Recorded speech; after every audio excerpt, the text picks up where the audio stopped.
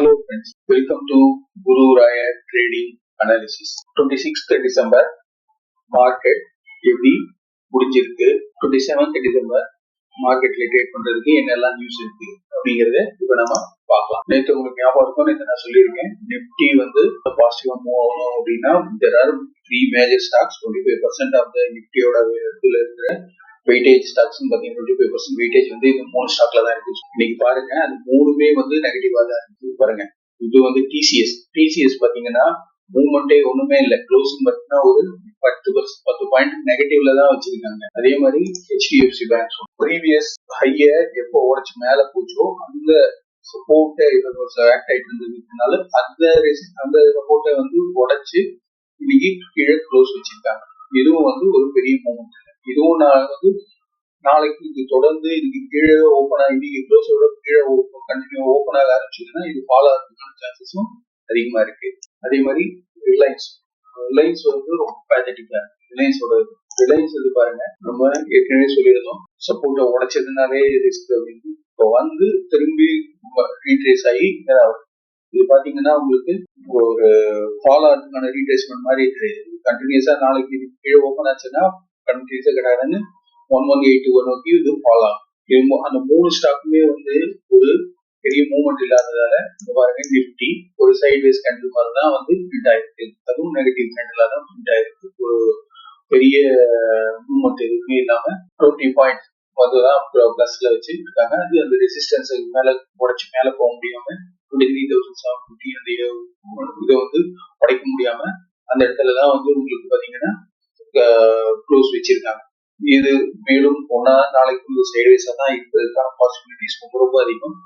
In case அந்த 2 remaining ஸ்டாக்ஸும் கீழே நெகட்டிவா போறதுக்கான சான்சஸ் பாசிபிலிட்டிஸ் வந்து உங்களுக்கு ரொம்ப அதிகமா தான் இருக்கு. ஸோ கவனமா ட்ரேட் பண்ணுங்க. நிப்டியில ட்ரேட் பண்றவங்க பேங்க் நிப்டி பாருங்க, பேங்க் நிப்டி நம்ம நேற்று சொன்ன மாதிரி தான் நல்ல ஒரு 500-550 பாயிண்ட் வாலடைல் இருந்தாலும் நெகட்டிவா தான் வந்து இன்னைக்கு முடிச்சிருக்காங்க.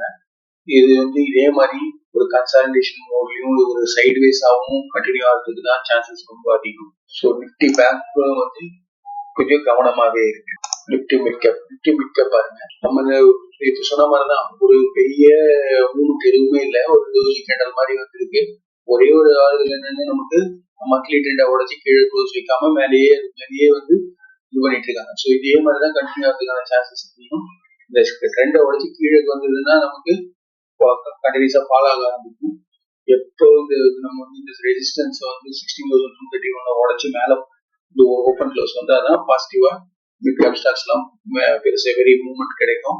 அது வரைக்கும் இது ஒரு சைட்வேஸாவும் ரேஞ்ச் பவுண்டடாகவும் இருக்கிறதுக்கான சான்சஸ் தான் அதிகம். நிப்டி ஸ்மால் கேப் பாருங்க, அதே மாதிரிதான் ஒரு சைட்வேஸ் இதுல தான் இருக்கு. இதுவும் வந்து நாளைக்கும் இதே மாதிரி ஒரு சைட்வே மார்க்கெட்டா தான் இருக்கிறதுக்கான சான்சஸ் ரொம்ப அதிகம்.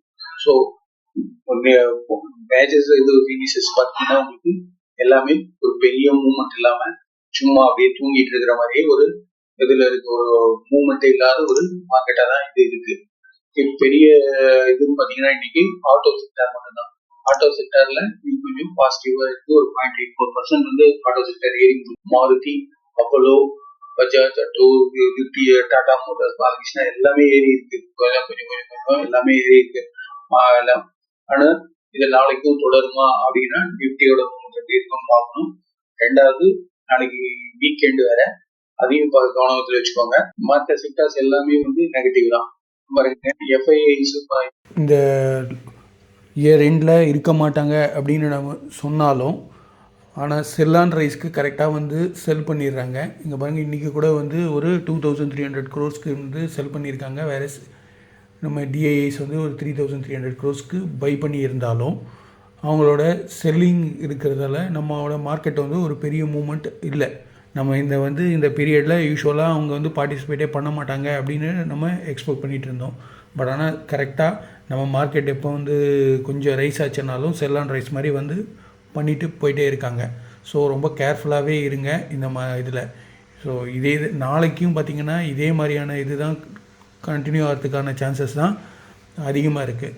ஸோ லிமிட்டடாக ஸ்டாக் ஸ்பெசிஃபிக்காக ட்ரேட் பண்ணுங்கள், குவான்டிட்டிஸை லிமிட்டடாகவே இது பண்ணுங்கள். அதுதான் இந்த மார்க்கெட்டில் இப்போ நம்ம பண்ண வேண்டியது. இந்த மாதிரியான தகவல்களை நீங்கள் தெரிஞ்சுக்கணும் அப்படின்னா please subscribe Guru riot trading analysis. உங்கள் மொபைல் நம்பரை கீழே கமெண்ட் பண்ணுங்கள். வாட்ஸ்அப்பில் ஒரு குரூப் இருக்குது, அதில் நான் ஆட் பண்ணுவேன். எவ்ரிடே மார்னிங் வந்து மார்க்கெட் ஓப்பன் ஆகிறதுக்கு முன்னாடி குளோபல் மார்க்கெட் எப்படி இருக்குது, என்னெல்லாம் ஸ்டாக்ஸ் பேஸ்டான ஸ்டாக்ஸ் நம்ம வந்து வாட்ச் லிஸ்ட்டில் ஆட் பண்ணி வாட்ச் பண்ணலாம், அந்த மாதிரியான தகவல்கள் எல்லாம் அதில் நான் காலையில் போஸ்ட் பண்ணுவேன்.